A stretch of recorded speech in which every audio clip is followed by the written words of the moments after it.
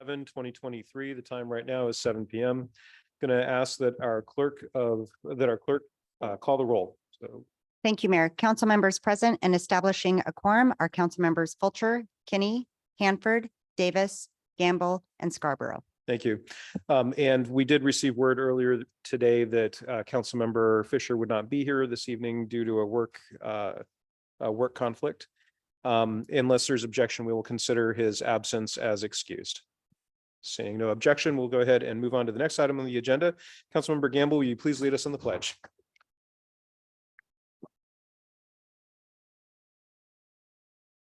Pledge allegiance to the flag of the United States of America and to the republic for which it stands, one nation, under God, indivisible, with liberty and justice for all. Thank you.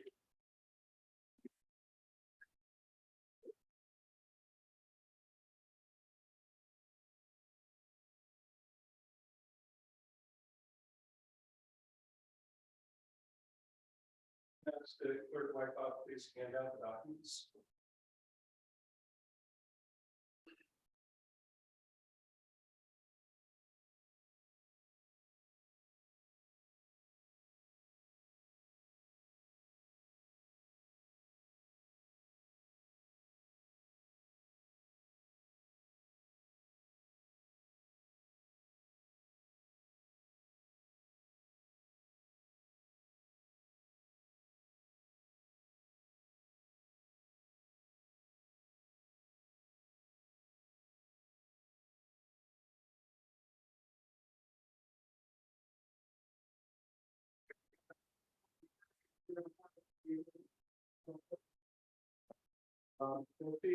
By the file, no reading ahead there. I have a folder here. This is the case number is LELL. I'm going to go ahead and read this into the record. In the district of the city of Monroe, Snohomish County, Washington, city of Monroe honorer versus Zach Lell, best city attorney ever, honoree. This is case number BKLD 2023-04-11-JZL. Proclamation recognizing April 11th, 2023 as International Be Kind to a Lawyer Day. Whereas you've been gone for 37 months, some things have changed. You'll be wearing this later tonight for the rest of the meeting.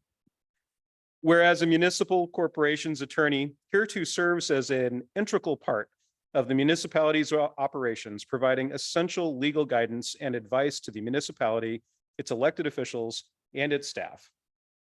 And whereas a municipal corporation's attorney is responsible for a wide range of legal matters, including but not limited to advising on legal issues related to municipal operations, representing the municipality in legal proceedings, and drafting and reviewing contracts, ordinances, resolutions, and other legal documents. And whereas Zach Lell has assisted the city of Monroe since at least 2003 and has served as Monroe's city attorney since 2010, and during this time has exhibited exceptional legal skill, judgment, and commitment to public service by consistently demonstrating the highest level of professionalism, integrity, and dedication in providing legal services to the city of Monroe. And whereas while representing the city of Monroe in a legal proceeding, Zach has exercised an abundance of caution and shown significant restraint by refraining from working phrases from the movie Caddyshack, such as, "Don't sell yourself short, Judge. You're a tremendous slouch," into his legal arguments. And whereas Zach has hereunto provided expert legal counsel to all parties within this municipal corporation, contributing significantly to the functionality of the city, ensuring the city of Monroe operates within the bounds of the law and in the best interest of its residents. And whereas Zach's belt and suspenders approach ensures that the city is protected from liability. Now, therefore, I, Jeffrey Thomas, do hereby proclaim the terms and conditions of our gratitude and appreciation for the hard work and dedication of Zach Lell and his team, and recognize April 11th, 2023 as International Be Kind to a Lawyer Day. And in the spirit of making a sound management decision, we pledge to continue to seek Zach's guidance and expertise to ensure that our operations are conducted in a legally sound manner and that risk management decisions are made with care. Dated this 11th day of April, 2023.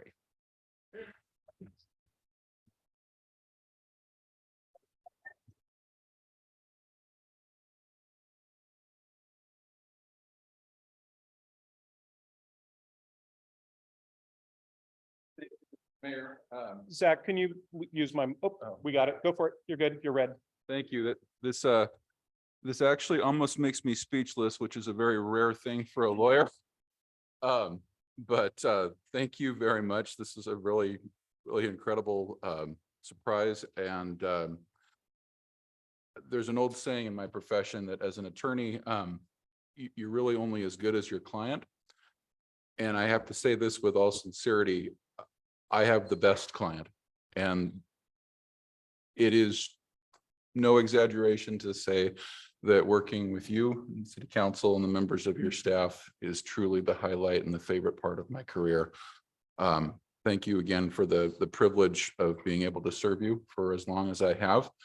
And whoever put together this proclamation, I have a few critiques. I'll be happy to share with you later when I'm on the billing clock. But I wanted to express my very deep appreciation for the abundance of caution reference, as well as the Caddyshack citation. So someone's paying attention. In all seriousness, thank you for this recognition and for the honor of being your city attorney. And I hope to be that for many, many years to come. And I think getting to know you and your staff members, many of whom I'm proud to call friends, has been truly a joy, a privilege, and an honor. So thank you very much, Mayor, Council, and staff. I really do appreciate this. Thank you. Thank you.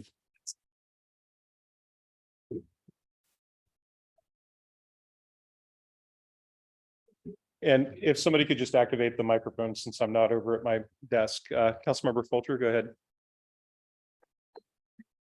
Zach, I have used your phrase out of an abundance of caution many times, sometimes joking, sometimes actually as a thought-provoking thing to make me stop and not always stop what I'm going to say, but I end up saying it anyway. But I truly appreciate what you do for the city. It's been great learning from you and learning that caution and just watching you work. And also getting to see the inside of your houseboat. That's kind of cool too. So good to have you back with us tonight. And thank you again. Thank you. Any other members? Councilmember Gamble, go ahead. Oh, I thought you were reaching for your light. Put my Caddyshack hat on just for that.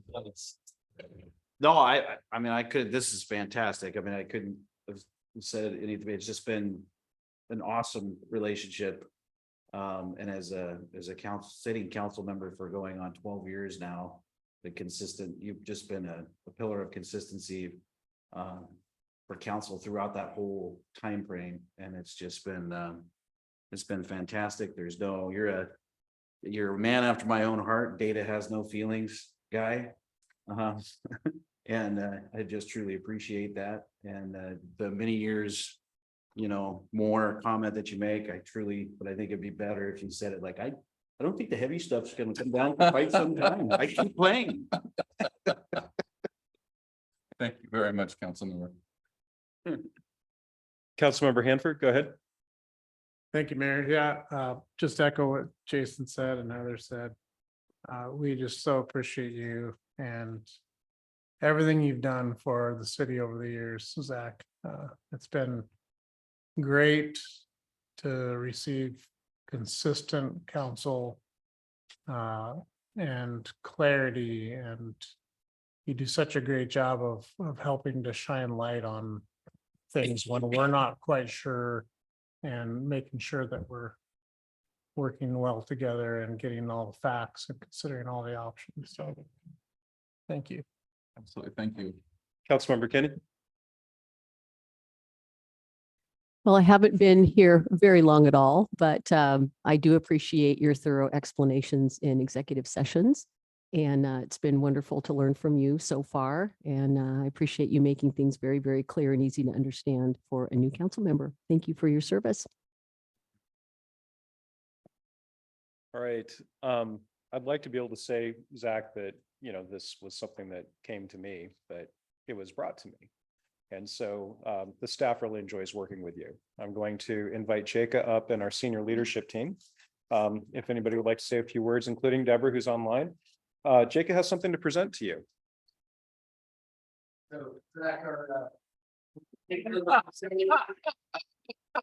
They made you about the suspenders. It's now an award. Oh, my God. Only ever made last. Winner has been awarded. You can take this home tonight if you need to borrow a truck, but his. Anyway, hopefully you appreciate that, and I think from a staff standpoint, at least mine, I appreciate you taking the time to explain difficult legal concepts to me like I'm 5. And then I ask questions, and then you explain to me like I'm 3. And then I get it. So, thank you very much. It's been a pleasure. Jacob, it's an iterative process.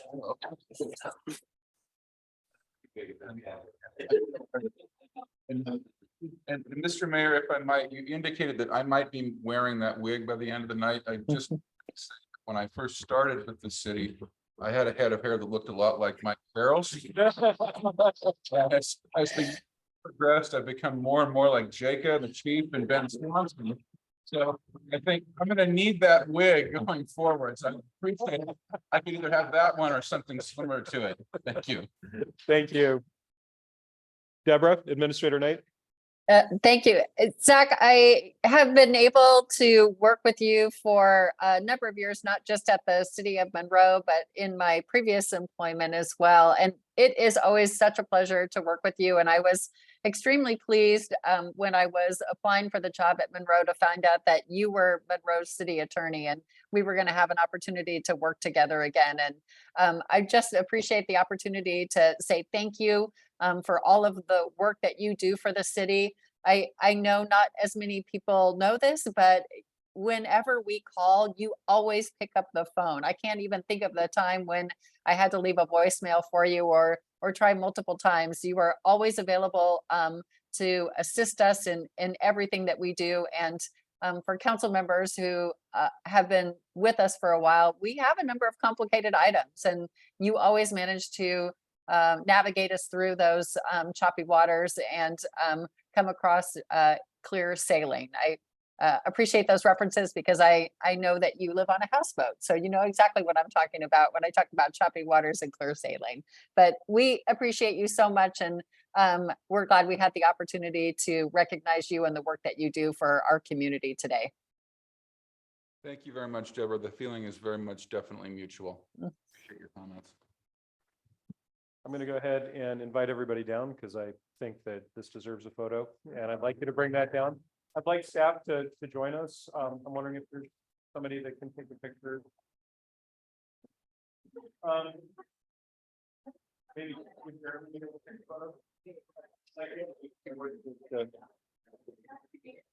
you're up there too.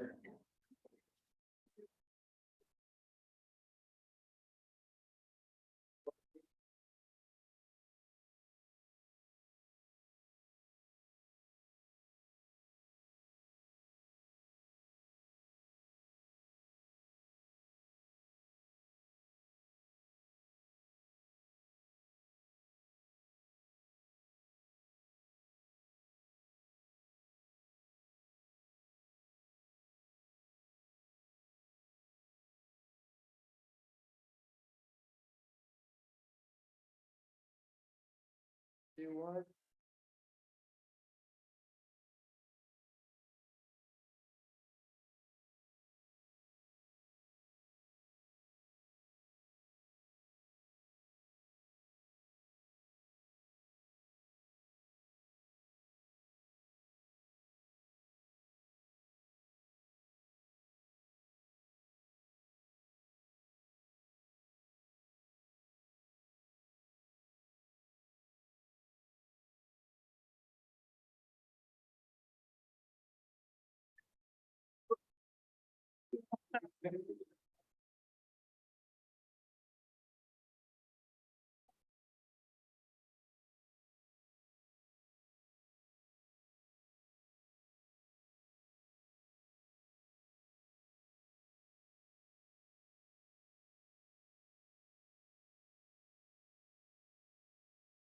You get a card too. All right, I thank you, everybody.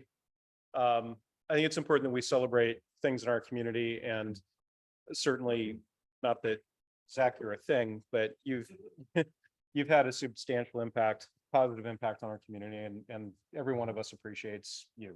So thank you. Thank you, Mayor. All right, we're gonna go ahead and move on to the next item on the agenda. That next item would be public comments. This is a time set aside for members of the public to speak to the city council on any issue related to the city of Monroe, except any quasi judicial matter that is subject to a public hearing. 3 minutes are afforded to each speaker. If you're interested in speaking to the council this evening and you are online, please hit *9 if you're on the phone, or raise your hand in Zoom. And then if you're here in the audience, would like to speak to the council this evening, please go ahead and raise your hand now. All right, seeing no hands online, no hands in person, we will go ahead and move on to the next item on the agenda. And that item would be the consent agenda. I turn to council. Councilmember Hanford, go ahead. Thank you, Mayor. Before we go on to that, I was gonna move. I move that the mayor wear the white hair for the remainder of the evening. Wow. All right, I have a motion to have the mayor wear the wig for the rest of the meeting from Councilmember Hanford, and a second from Councilmember Fulcher. Any discussion on the motion? Point of order, Mayor. I don't believe, out of abundance of caution, I don't think that that's actually a legal motion. Maybe Okay, I'm the, understanding maybe you're the attorney retracting the could motion, bring but thank you clarity. so much. Yeah. Okay. If we'd gone through with it, I would be wearing the hair. So thank you for withdrawing your motion. All right. This has been a fun meeting so far. Consent, Councilmember Scarborough, go ahead. To accept the consent agenda? Okay, I understand the motion is to approve the consent agenda from Councilmember Scarborough, second from Councilmember, was that Hanford? Any discussion on the motion to approve the consent agenda? Seeing none, we'll move to vote. All in favor? All opposed? Motion passes 6-0. Thank you. Next item on the agenda is new business item 7.1. This is confirm appointment, Community Human Services Advisory Board, position 7. And I'm turning to our Human Services Coordinator, Adams. Go ahead. Good evening, Mayor and Council. This item is to confirm the appointment of Roger Evans to the Community Human Services Advisory Board, position 7, with a term ending December 31st, 2023. Mr. Evans is a returning board member. He was interviewed by the mayor and staff on February 6th. And with that, I am going to turn back. I'm going to conclude my briefing there. All right, thank you very much. And Mr. Evans has recently moved into city limits as well? Yes, he has. Yep. So one of the things for the council to be aware of is that while we're able to appoint people from outside city limits, my preference is to try to include people who are within city limits to our boards and commissions when we can. I'm very happy that Mr. Evans is here in city limits now, and he has been somebody that has given us a lot of insight around working with our residents who are unhoused and with people who are living in crisis. And I really appreciate all the work that he's been doing. I'm going to ask him, I'm going to invite him to come forward to the microphone and just introduce himself briefly and just express briefly why he's interested in serving. So my name is Roger Evans, and yes, I do now live in the city. I've been in Monroe for a little over 4 years. I went through an addiction for 35 years and homelessness off and on. So being in Monroe, in a small town, being able to be an impact and help people, it's just been a true honor. And working with the city, it's really, I'm blessed. It's really changed my life. Just keeping positive in my life is really important to me. Thank you. Thank you very much, Mr. Evans. So I am respectfully requesting that the council confirm the appointment this evening. I turn to Councilmember Hanford. Councilmember Hanford, go ahead. Thank you, Mayor. I move to confirm Mayor's appointment of Roger Evans to the Community Human Services Advisory Board, position 7, a term ending 12/31/2023. I have a motion from Councilmember Hanford, a second from Councilmember Fulcher for the requested action in new business item 7.1. that's on the screen. Any discussion on the motion? Seeing none, we'll move to vote. All in favor? Aye. All opposed? Motion passes 6-0. Congratulations, board member. Thank you. Thank you. Right, the next item on the agenda is new business item 7.2. This is authorized approval for the Public Works Capital Improvement Project Wagner Road Waterline Replacement. And I understand that our John Landy is going to be presenting. Who tonight you're Ben Worthen. Ideal. Go Thank you, ahead. Mr. Mayor, Yes. Council. Good evening. Before you is the recommendation for the approval of the design and construction of a capital improvement project for a water line along Wagner Road. Within the last year, well, since June of 2022, our department has responded to 4 different water main failures in this short section of pipe. 3 of these failures have happened with just in the last few weeks. Staff recognizing the condition of this pipe and the likelihood of the frequency of more failures, this project has gained priority and to move forward with this project to fix this section of pipe long term. The area specifically is in the Wagner Road south of 132nd near the station 32. Obviously, the loss of service during these failures is significant. This project has not been identified or is not identified in our current biannual budget, nor in our approved capital facilities plan, but our current utility systems plan does identify for aging AC pipe replacement projects. So with the intent of the utility systems plan guiding our capital projects in water, it does meet the guidelines, but we are here to look for approval of this project for design and construction later in the year when we do our budget amendments for the biennial budgets. This can be included in the CFP and in the budget. We estimate this project to be approximately $500,000. That is design and construction. I think best case scenario, we're looking at 8 months for completion. And during that time, staff has made and are planning on some improvements to ensure reliable water to the customers in the area. But again, this is a long-term full construction project. And if there's any questions, I can field those now. All right, thank you very much. Councilmember Hanford, I think that your microphone was on because I didn't turn it off previously. You didn't just turn it on, correct? Correct. All right, thank you. Councilmember Gamble, go ahead. So just the one question on this statement, so maybe it's more of a question for Ms. Hassard. So the reference on, so we have ACP replacement already in the biannual budget? We have some projects that were identified, approved in the CFP and approved in the budget. Some of those, because of staffing shortages, we've moved some of those projects back. So there is funds available from those projects. And there's also some funding in the reserve funding in the capital 412. Becky's in her comments for that. Go ahead, Director Hassert. Not specifically for this AC project, but we do have other AC projects. And in the past, we've always been very, very generic about just having AC, but we've been trying to identify them. It just happened to be that this time we feel like this is more of a priority, so we're able to make changes. It does not affect our 6-year outlook on it, nor does it affect any current capital projects as to what can be accomplished. Things that were already being delayed would have still happened regardless of this coming up. And I guess that's what the clarification, what do we currently have allocated for ACP replacement? You know? I don't know off the top of my head. I'd have to get back to you on that. Okay, I was just trying to get like I mean, I get the reason why you're coming before council, it's over $100,000. I'm totally in support, but just from the standpoint of what that looks like in association to the budget, that's all I was. It sounds like to me, it's already accounted for. We're just gonna basically maybe potentially trade projects, which makes a lot of sense.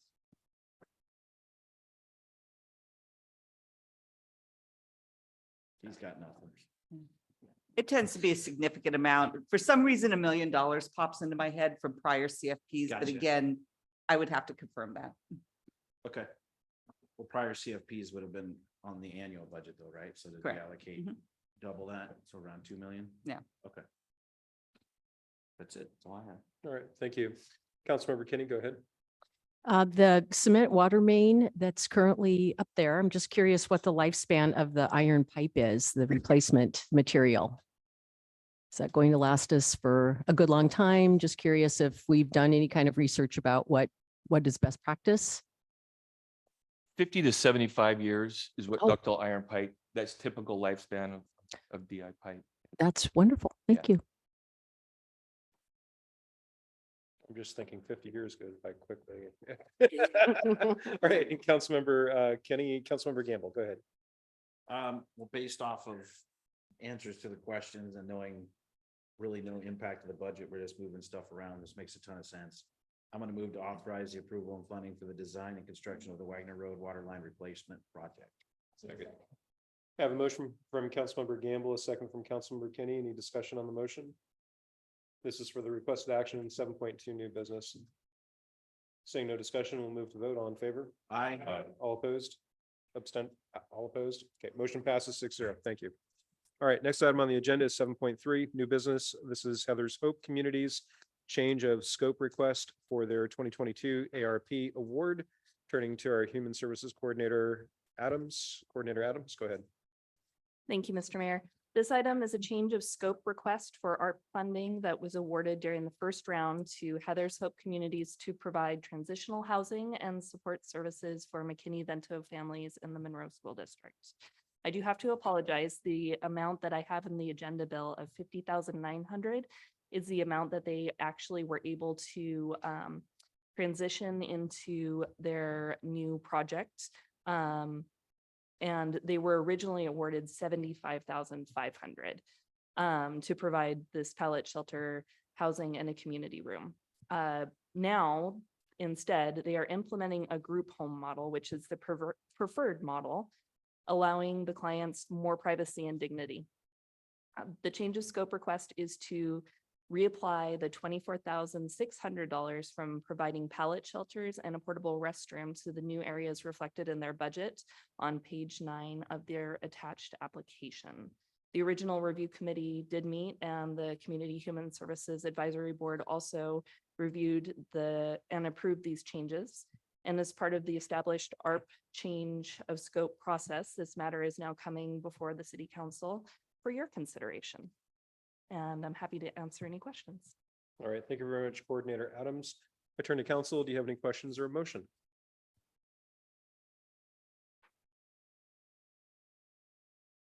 Councilmember Hanford, go ahead.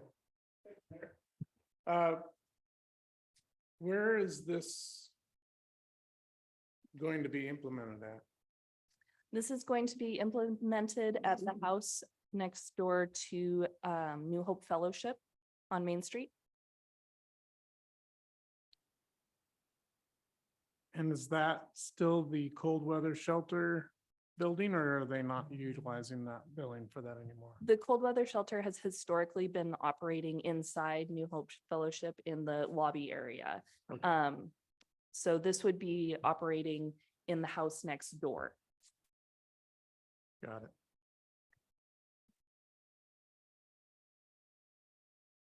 Okay, anything further, Councilmember Hanford?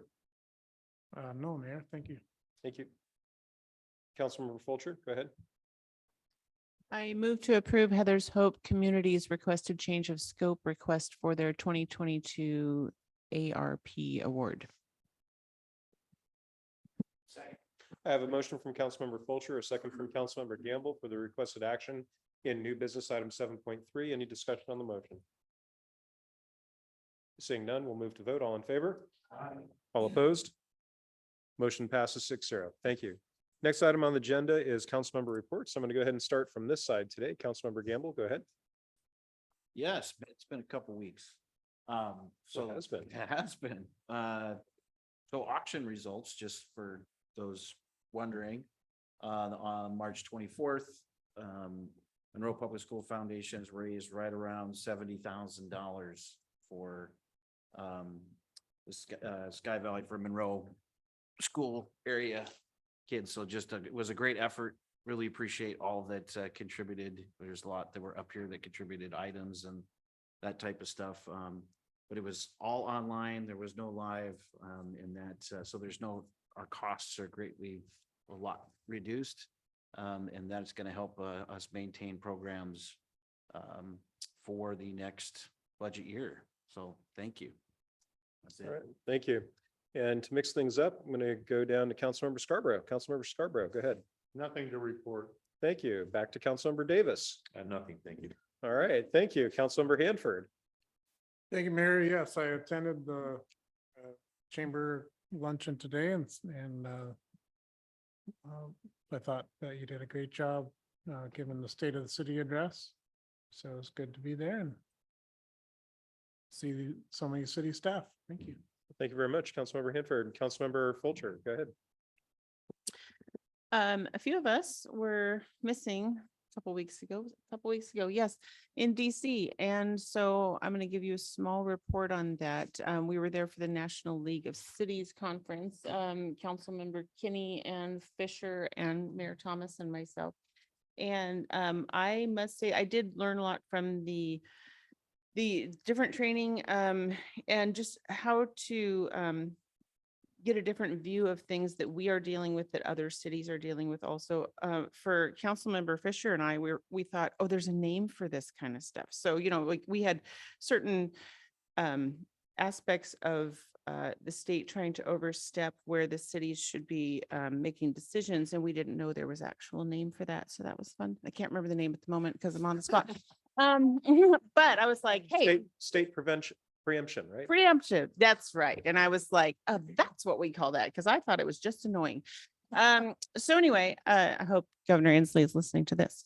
And we also had very good meetings with our senators and as well as Representative Del Bene. That was very just a really good time. She really gets what we're talking about. And so we had a really good discussion about what our needs were.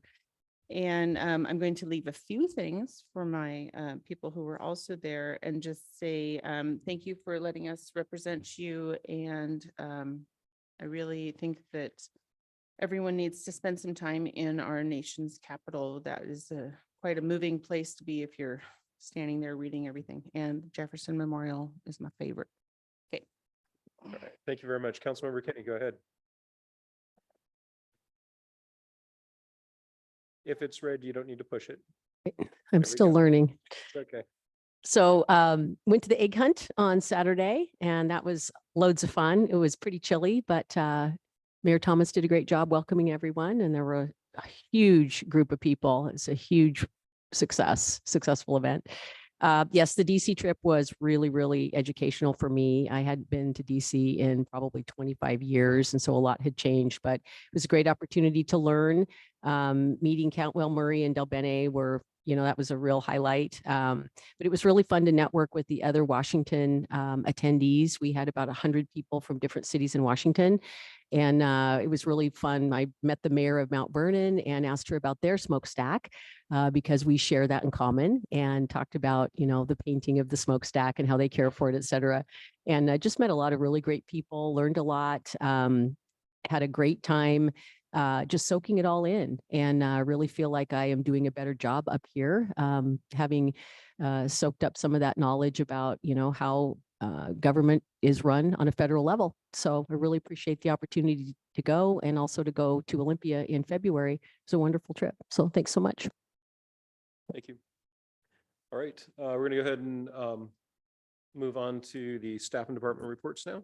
We're going to go to 9.1 community development with Director Bailey. Director Bailey, go ahead. Good evening, Mr. Mayor, members of the council, and our esteemed city attorney this evening.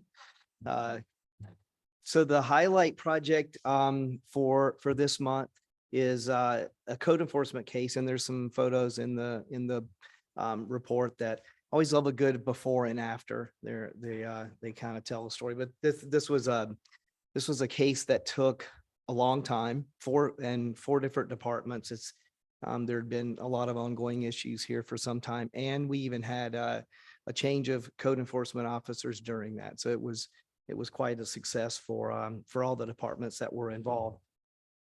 One thing I wanted to point out, it's actually not reflected in here directly, but as you can see, we've had over the last few months, a little bit of a downturn in applications that are submitted.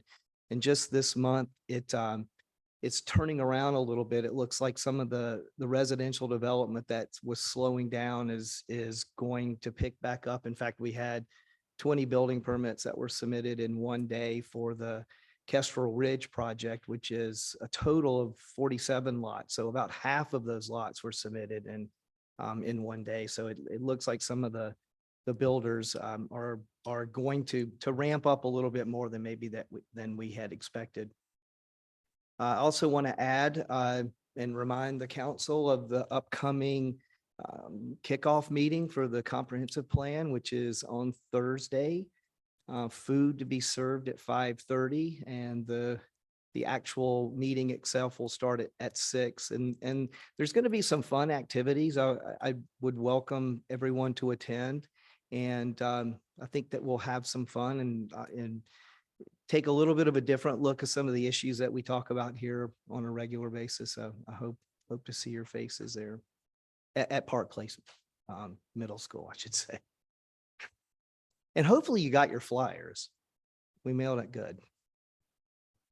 Thank you, Director Bailey. Any questions for Director Bailey? All right, I'm gonna go ahead and move on to the next item. That would be our Human Services 2022 Annual Report with Coordinator Adams. Go ahead, Coordinator. So in your agenda materials, you will find my Human Services report. My intro to this report, I would just like to share with you because I think it's really important. I think that it's important to begin this conversation by once again acknowledging the complexity of the topics of homelessness and poverty. After participating in another point in time count for 2023, I was personally struck by how few faces I recognized because of the amazing work of our social safety net. Many people have been housed recently. I was also struck by how many new faces I saw and how much younger they were. Many of them shared that their last place of residence as a street name in Monroe. I think it is important to remember that these people who may be struggling with these issues are our neighbors and they are our fellow community members. So the main body of this report could be broken into two main sections that share information about the progress that has been made since the council approved the original HPAC recommendations in February of 2020. Taking a look back at the recommendations and the implementation plan, now 2 years later, there is a great deal of progress to celebrate. In the housing category, we now have 3 local programs responding to the sheltering needs of our local McKinney-Vento families. This spectrum of transitional housing now includes St. Vincent de Paul's Safe Parking, Heather's Hope Communities Group Home, and the THUP and the Hand Up Projects and St. Vincent de Paul Partnership at the Monroe Family Respite Program, which has recently housed 5 families successfully and has another family in that program right now. A couple of other highlights in the progress report that I'm happy to share about is the scholarship bed program and the mobile mental health program, which I am extremely happy to share is now fully staffed and is about to kick off later this month. The second part of the report shares information on the new local services and pilot programs that have been implemented through the City of Monroe grant funding, both through ARP and through the Human Services Awards that come from the city's general funds and are budgeted as a part of the now biannual Human Services implementation budget. We have also been able to apply for and receive grant funding through Snohomish County, the Association of Washington Cities, and Susan Delbenny's Community Projects fiscal year 23 funding to supplement and continue these new programs. There's a section of appendices that provides further detail, a series of program outcomes and success stories that we've collected for Monroe This Week stories, and a long list of references. And I'd just like to conclude by thanking the mayor and council for their continued support and commitment to providing human services, and acknowledge that the bulk of this work is, though it's a privilege to report on, is being done by some of our amazing nonprofit partners and community-based organizations that I am just delighted to work alongside of. We are Monroe, and it takes all of us. That concludes my report, and I would be happy to hear any feedback or answer any questions that council members may have for me. Thank you very much, Coordinator Adams. Does anybody have any questions? Councilmember Hanford, go ahead. No questions, just really appreciate your work, Rachel, and what you do. We have some amazing nonprofits in our city, but you're doing a great job in networking with them and helping the city to continue to improve. So thank you very much. Thank you. Councilmember Fulcher, go ahead. Thank you. Also, Rachel, you do just an amazing job. I know that it is just a position, but you put your heart into it, and I watch you do that. So, and I've heard stories about you personally helping people. It's just you do the city quite a great honor by doing this job so well. So thank you. That means a lot. Thank you. Councilmember Gamble. Yeah, I would just add on that, a lot of these things were ideas, just several years ago. And it's just really neat to see stuff come from a planning stage and, from HPAC to how it matures into the human services, and it's just things are starting to come to fruition. And I realize you're a big part of that, and just really appreciate all the work that's being done there. Still a lot more to do. So, Yeah. but yes, thank you. Thank you for making all of this stuff come to fruition. Help Thank you. facilitate that. Thank you. Before we leave Coordinator Adams' report, just note that a good part of the State of the City address that I gave today was about this. And I think that the politics around this have got in the way of the actual substance and the actual caring and helping out with people.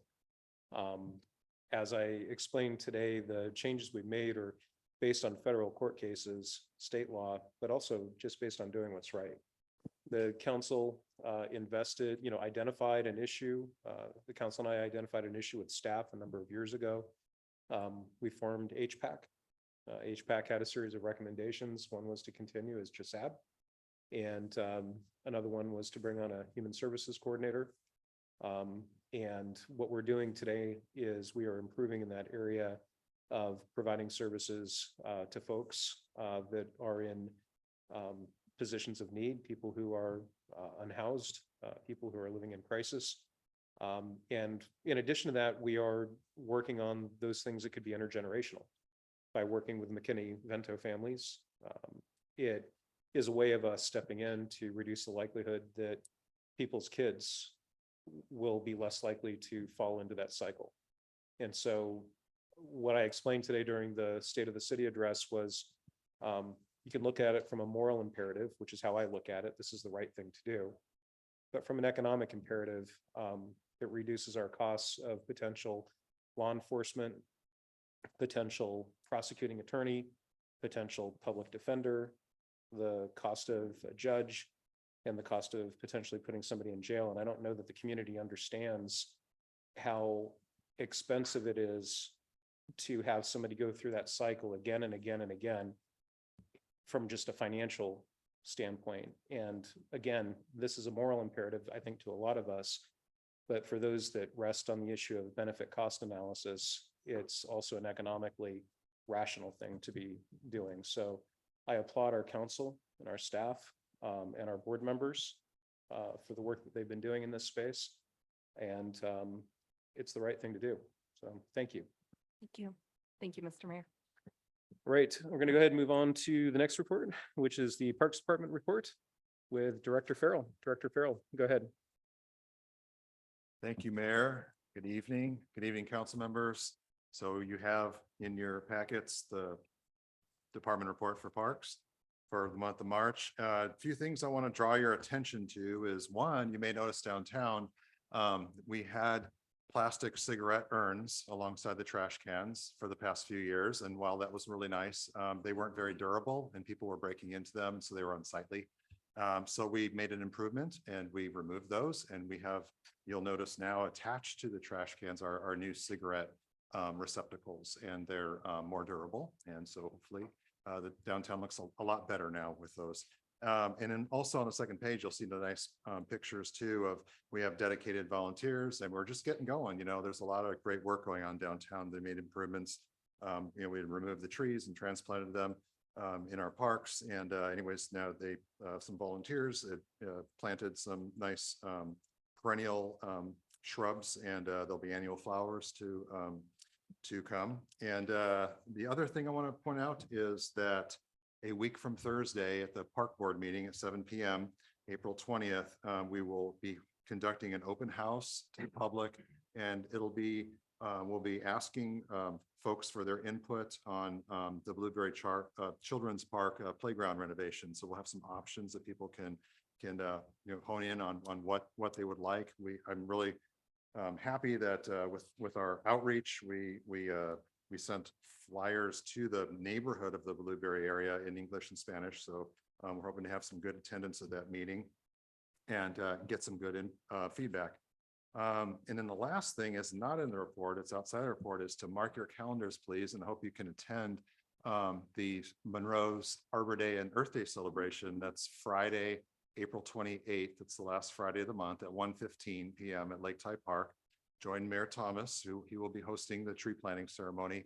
And there are 2 5th grade classes. The teachers are Mrs. Slater and Mrs. Sager from Frylands Elementary School. They will assist in the planting of a willow tree at the park, and we'll be meeting at the southwest area of the lake. You can't miss us. You'll see a big Tree City USA flag flying in the breeze. And it's always a fun time. I know several of you have participated and come to the events. And so look forward to seeing you there. And this will be the 5th consecutive year that the city of Monroe is being recognized as a Tree City USA. So that concludes my report. All right, thank you very much. Any questions for Director Farrell? Councilmember Gamble, go ahead. Just observations reading through it, it appears I see 7 camp removals already this year. And we had 13 all. Are we seeing more in our inspections, or? Yeah, yes. Yeah, there's been a few more, but then, you know, when we notice them, we're doing these weekly checks of trails and whatnot, is then we, you know, contact the police, the embedded social worker group, and then they make contact with the folks. And then if there's anything remaining a week later, then we'll remove them. But yeah, we have noticed a slight uptick in some camps. And everything we're showing is only the stuff that's on the city, so it's not any of the other reports too that we get for the state or. Okay. So that's the only thing I'm just trying to think of, the aggregate. Yeah. Yeah. That we don't have a way to really look at that. I always look at those to see how we're gauging. So, okay, in conjunction with our other efforts. And then I've gotten several questions because it's that time of year and it's sports. So the lights, do they stay on until 10 o'clock or 9:30 at Lake Tye? I'll have to get back to you on that, but Okay. somewhere between 9:30 and 10 o'clock. Yeah, because they shut off at when it 9:30 and happens. I swear to God, I get a phone call, Yeah. right? It's like, Yeah. so yeah, I would appreciate that because I thought it was 10 or because that's what we had talked about, because that's what quiet hour, or that we would have them go off at time. Yeah, and with the program, it automatically adjusts, you know, through the calendar year. So it's not like, you know, with the time, but as far as the light as well. So. Okay. Yeah. And then the other observation, because I was out there, like, so every day the school has that for the totality of the day, it looks like on the schedule? Monroe School District, during the. Are you school talking about the hours? fields are closed for school use during Yeah. school hours, Monday through Friday during school hours? And then when school's out, the gates are unlocked and whatever is reserved or not reserved. So. And is Yeah. there a reason for that? I guess I don't understand that. Well, when the school was built, there's an underlying agreement between the city of Monroe and the school district. Okay. So that property, by agreement, the school, because when the school is built, you know, there's no fields, so there's no place for recess and whatnot. So it basically it becomes the school during the school hours, the fields there. So. I'm just wondering if, I get it, but it's not being used most of the time. And so now that's being brought up. It's nice during the day, and Yeah. And I just wonder if we could get closer with the school around some sort of, if they're not gonna use it, if it could be open for the public, it would just make sense to me. Yeah, and they have a schedule, they have a schedule of whether it's recess, whether it's PE, that basically, because that pretty much runs through the school day. So, and then there may be a given class or so that maybe isn't going out there for whatever reason. But they basically have a schedule of that. And then in between that, that's where our staff have opportunities to do some maintenance work too in there. So, because there's times when our staff needs to do, some maintenance around the fields and within the fields. And I know that there's also an underlying safety factor as far as, just being able to control that area. So if we really kind of tried to dig in and tried to really, narrow windows during the course of a school day, that could probably cause a bit of trouble as far as just maintaining, a safe area as far as for the school use of those fields. I guess I don't So, understand. but because the basically school is- by 3 p.m. school's out, gates are unlocked. So Got that, and Yeah. I saw that, it's just that when you look at the day, there's not really any time for public use. Because it goes right into scheduled use after being booked all day for the school district. Uh-huh. And so I'm getting comments on, Yeah. Hey, yeah, and it's a really, really super nice day and the weather's great. Does it have to be every day? And oh, by the way, we walk back, they don't use it for recess. Because it's usually shut off and they're on the which blows my mind. I'd be over on if they have it, I would be over on that, on the turf. So anyway, I said I would ask the question, so. yeah. So what we'll do is Mike will go ahead and get some more information about the use of the field during the day. And then we'll get that back to council. And if we need to, we can go ahead and schedule it for a study session for further conversation. That'd be great. And I Yeah. think, and that was the other thing so what you're saying though, is that the field, because I didn't recall the field before being locked down. Was it It locked always down has before? been. Yeah. Okay. Always. So it's Yep. probably Yeah. wasn't noticed because people didn't want to use it. Right. Yeah. It was all muddy. No, Okay. Mike used to get phone calls from me about why isn't this open along the trail? So, Okay, yeah. great. Well, then I'm not the We- first. I feel better. No, but we'll come back to council, maybe in another, Public Works report. I'm sorry. Your Public Works now, did you know that? Yeah. At another, Parks report, Sure. we'll go ahead and give an update. And then if there's an interest in having more conversation on it, I would propose we put it on a future agenda for some conversation. All right? Cool, thank Okay, you. so we'll bring that back. Thank you. Councilmember Scarborough, what do you have? Go ahead. Mike, again, the date was the 28th of April at 1 o'clock. Yes. 1:15. Yeah. What time? 1:15. And that's on the what corner? It'll be in the southwest side of the lake. Okay. That's all. Thank you. Thank you. Councilmember Hanford, go ahead. Thank you, Mayor. I was just gonna let you know that, Councilmember Gamble, the times, almost every time that I've gone by Lake Ty, I've always seen the kids on the actual field. I don't know if it's playground, but they're running all over the place and they're on the field, not just up by the place, just so you know. But all good questions. so. All right, thank you. So we'll go ahead and we'll bring that back. Councilmember Kenny? I just wanted to comment too, that I actually am an emergency substitute teacher and I have subbed at Frylands Elementary and they do use that field. It's kind of just considered an area that they have access to for activities as well as recess. So it will be interesting to see what the final word is, but I do know that they use it. Thank you. Thank you, Councilmember Kenny. All right, anything else on our Parks report? Director Farrell, anything further for the Parks report? No. Okay, thank you. All right, we're gonna go ahead and move on to the next item on the agenda. That would be City Administrator Report. Administrator Knight, go ahead. Thank you, Mr. Mayor. We have first, I think, up the extended agenda. There we go. We've got a slide. And just note, council, that later on in the meeting, we will be asking you to officially cancel the Tuesday, April 18th council meeting and the Finance and Human Resources Committee meeting. We don't have any agenda items for either one of those meetings. Looking forward then to April 25th, we will have a P3 committee meeting and Ben Swanson will be presenting special event code amendments for municipal code section 5.28. For the regular business meeting then, which starts at 7 PM. Under the consent agenda, we have an ILA lease agreement with Snow 911 for the managed laptop contract. And under new business, we've got Chambers mural contract, employee handbook updates with Ben Worthen, and proposed amendments to rules of procedure with our city clerk, Jody Wyckoff. We have regular reports from finance, HRIT, police, public works, clerk and records, and economic development. And then, of course, the administrator and mayor's reports. And that's it for the upcoming agenda. Thank you. Any questions on the upcoming agenda? Administrator Knight, did you want a motion to, oh, you've got it up there right now. Go ahead. Yes, a motion to cancel the April 18th meeting. Councilmember Kenny, go ahead. I move to cancel the April 18th, 2023 Finance Human Resources Committee meeting and the City Council study session. I have a motion from Councilmember Kenny, a second from Councilmember Fulcher to cancel the April 18, 2023 Finance Human Resources Committee and also the City Council study session. Any discussion on the motion?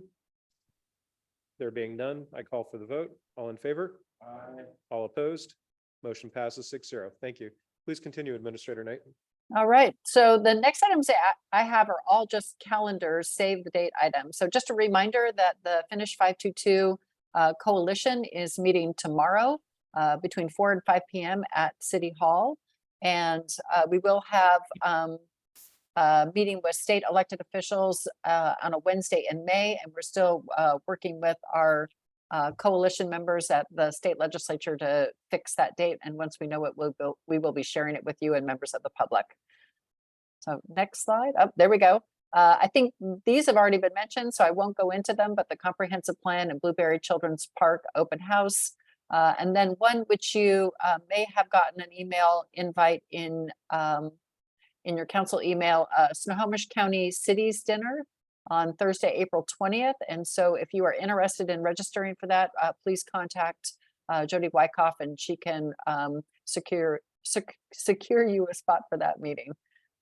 And that's it for the city administrator's report. Oh, sorry, I do have one additional item, and I was surprised that Mike Farrell didn't mention it, but I do want to say that I also had a chance to go to the egg hunt on Saturday, and just a big shout out to our city staff members who worked that event on Saturday. We had a number of different booths. We had booths representing parks and public works and community development. And it was just great to see all of those staff members taking time on Saturday to participate and share information about what's going on in the city. So thank you to all those staff members who took the time out to attend the egg hunt as well. Thank you, Administrator Knight. And just a note on the Snohomish County Cities Dinner, I do encourage folks to attend. Please take careful note of the deadline for registration. It's this Thursday. So if you're going to attend, please take note of that. That's this Thursday. Councilmember Kinney, go ahead. Just thank you, Mayor. I just wanted to draw attention to Director Bailey and the rest of staff that there is some a little bit of miscommunication about what time the comprehensive plan open house starts this week. I've seen, in fact, in our packet, there was information that said it started at 7. And I know 5:30 doors open, but some people think it starts at 5:30. I know it's from 6 to 8, right? But there is conflicting information in the community about that, including in our packet where it said 7 starts at 7. So just wanted to let you know it might not hurt in the next few days to just, blast social media and make sure we are specific about the times it starts. And That would be all over great. So just for everybody in the room, the food starts at 5:30 and the actual meeting itself starts at 6. Okay, good to know. And I coach at Park Place and coaching track now, so I'll be there, of course. But some of this has been asked of me. It's like, isn't there a city meeting on Thursday? And they said it starts at 7. And then I found this information in my packet that said 7 o'clock. So just a FYI, so we get everybody there when we need them there. Thank you. All right, any other questions for Administrator Knight? All right, we're going to go ahead and on to the mayor's report. All right, so a couple things. One is I do have a write-up of our lobbying and learning and networking in DC in Monroe this week. I think it was edition 12 or 13. So I encourage you to take a look at that, or you can take a look at the Mayor Jeffrey Thomas online, and you can see a description there. Some of the things that I may not have included in that report. One, the city staff has applied. Jacob submitted, Director Roberts had submitted an application for $600,000 or $700,000 in funds for operations at the therapeutic court. We did, as part of our lobbying, talk a little bit about that. And then also we talked about an ask from Del Bene and Cantwell and Murray for about 1.2 or 1.7 million to contribute toward the construction of the therapeutic court as well. So because of the eligibility requirements for this current year, it wasn't something we could apply for this current year, but they know that we are looking for some cost sharing from them, and they showed an interest in it. So if the Congress next year allows for that to be eligible, we will apply for it in the next fiscal year, which would mean the funding would be available while we're still under construction. So just letting you know that that was something that we talked about.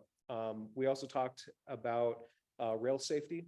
So rail safety was such a big item that the breakout session on rail safety was packed in a room that was probably about 2/3 the size of this room. Might have been the size of this room, but it was packed, standing room only. But then there were people out in basically the lobby that couldn't hear what was going on. So when we did talk about rail safety with Cantwell staff and also with Del Bene, they understood that this was an important issue for us. We did sign a letter in support of one particular bill that had been advanced to our Congress, and we were reminded that there are a number of other bills out there that might satisfy our concerns better, or that just maybe alternatives. And so I affirmed for them that we do want to make certain we have rail safety, period. And we don't have the details on which bill would be the best bill, but they understood that. We also talked about improving safety at our train crossings to put in quad crossings, which would allow us to have silent crossings here in Monroe, but at the same time would provide a higher degree of safety so that somebody couldn't, when the arm comes down, drive around the arm and risk getting hit by a train while going around the next arm. So by having the quad crossings will improve safety here in town. We also talked a lot about the work that we're doing around our unhoused residents, chemical mental health and crisis response. We did thank Representative Del Bene for her work in championing and getting funding for our mobile mental health that we're working with the city of Sultan, Monroe, and Snohomish County on. And that was some of the lobbying that we did. And then as far as the sessions that we attended, a lot of cities are dealing with a lot of the same issues that we are. I mean, that would be the part of the bottom line. The second part of the bottom line is, and we in Monroe are ahead of a lot of cities in how we're responding to these issues. So we actually could have been teaching some of these classes. That was something that resonated very consistently in a number of the conversations that I had with folks. And that was good. It was good to hear that we had already been implementing a lot of these things here in Monroe. And that's even among our own delegation of roughly 100 elected officials that attended from the state of Washington. So my hat's off to you all, or my wig, and thank you.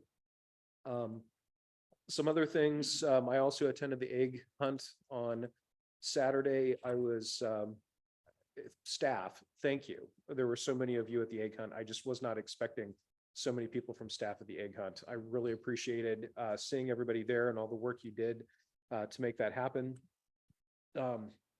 State of the city, thank you, Deborah and the SLT for helping me prep for that today. And we've already had people comment on that. If you have any questions about the state of the city, please feel free to reach out to me.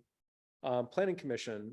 So on Thursday night, Friday, and Saturday, I listened to all the planning commission meetings going all the way back to July.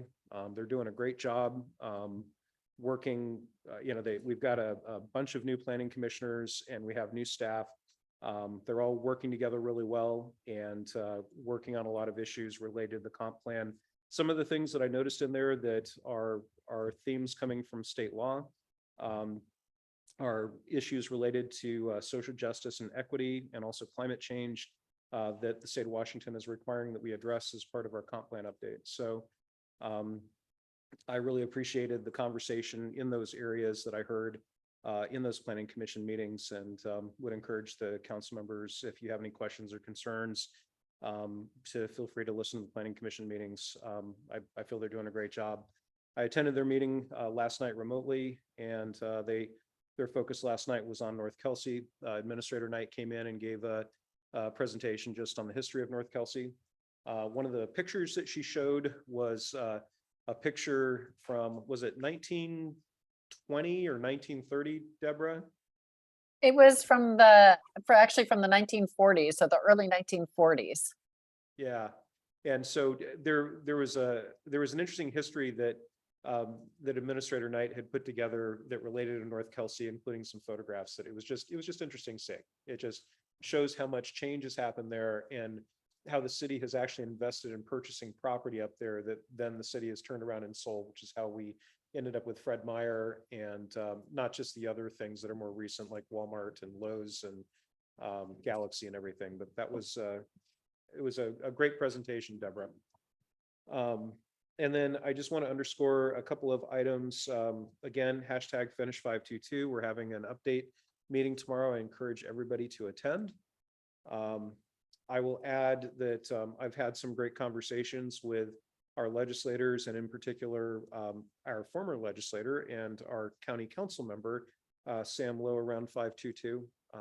Even though we're not in his district anymore, for the legislative district, he is still working hard on 522. And you all need to know that he is down there and being a very strong advocate for it. I also have been very, very pleased with working with Senator Hawkins. I'm sure that you all have received emails and also letters in your mailboxes. He's done a phenomenal job of communicating what's going on and has been very supportive of our ask for funding for the therapeutic court. I think that was a $1.2 million ask that we're waiting to hear from the capital side of the budget to see if that's been added in. They've got some things that happen there where we may not see it until just before it's being voted on or something like that. But what's interesting this legislative sessions is that in Olympia is that I'm seeing a lot of faces that I know from other walks of my life, that it's just interesting and people understand what our issues are. So that's been a real positive down in Olympia this year. So please attend 522 tomorrow, and then please attend the comp plan update on Thursday. I think even if you're not participating in the exercises, I think it's valuable for every one of us to hear what people are talking about, and it'll make us better policymakers and for the role that I work in as your executive branch. Councilmember Kinney, go ahead. I had a question about the 4 p.m. meet time for the 522 meeting. Was there a reason that was selected? Because a lot of folks can't make it who work. And I've heard from some people that really want to be here, but they work till 5 and can't make it. So maybe in the future we could consider making it a little bit later so more people can come. I appreciate you sharing that. One of the challenges is you've got people with different shifts. So I think I'm not certain where the 4 o'clock came from. You have professionals that may work a 5 o'clock shift, and we've also got people that work other shifts. So we'll see what we can do to make certain that these are done a little bit later. Do we know if that's going to be recorded, Deborah? I know that people can attend remotely. I don't know that we plan to have that recorded. I'll have to check with Zach, but if it's possible, we can certainly do that. The meeting in May will be later in the evening to allow people that don't leave town to, head back home to go somewhere else, but are coming back into town from a job outside, should have an opportunity to attend that meeting in May. Great. Thank you very much. Yeah, you're welcome. I'm not certain what drove the time Councilmember Kenny, but thank you for sharing those concerns. The last thing that I have is Snohomish County tomorrow. So we only have one person right now serving Snohomish County tomorrow on behalf of the city. Councilmember Fulcher has been doing a great job with that, and we really appreciate that.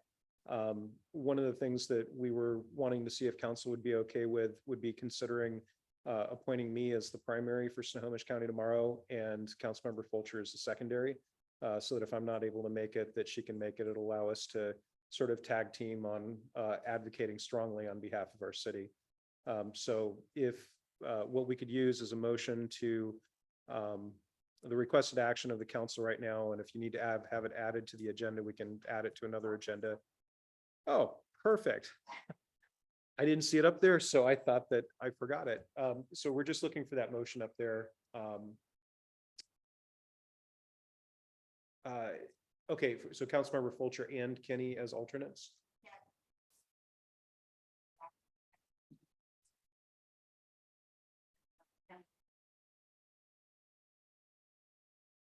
Okay. Okay. All right. Councilmember Kenny, did you want to continue serving as a second alternate? All right. So we're looking for the following motion there. And I turn to the council. Councilmember Hanford, go ahead. Thank you, Mayor. For clarity, do we need to, I don't think we need to add this to the item 2 of the agenda, do we?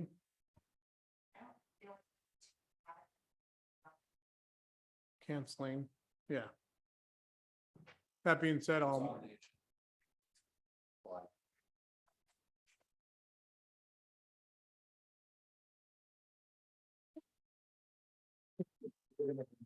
Our belt and suspender says go for it. So there's no caution then, right? No, No. we're abundance already of caution? exercising an abundance of caution Okay. by having it in writing, I think.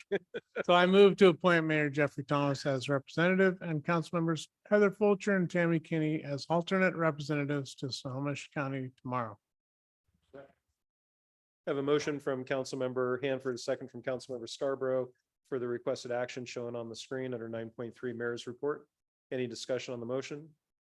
Seeing none, I'll call for the vote. All in favor? All opposed? Motion passes 6-0. Thank you. All right, I think that's all that I had on my agenda. Does anybody have any questions for me? All right, seeing none, we're going to go ahead and move on to an executive session. We do have a need for an executive session. This is litigation / potential litigation pursuant to RCW, and I do need to read this.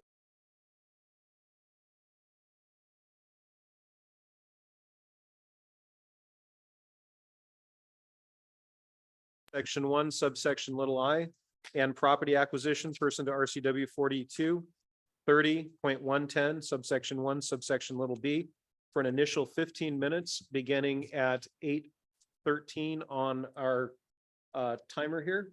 And we will be returning for we will be returning for action, if nothing else, to adjourn for the evening following that executive session. Any extensions will be noticed in the lobby and also online. And so we are now in executive session for an initial 15 minutes beginning at 8:13.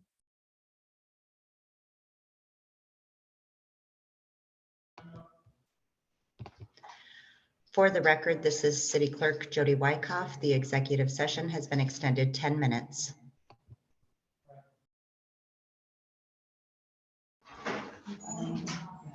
For the record, this is Jody Wyckoff, City Clerk. The executive session has been extended an additional 10 minutes. For the record, this is Jody Wyckoff, City Clerk. The executive session has been extended an additional 7 minutes.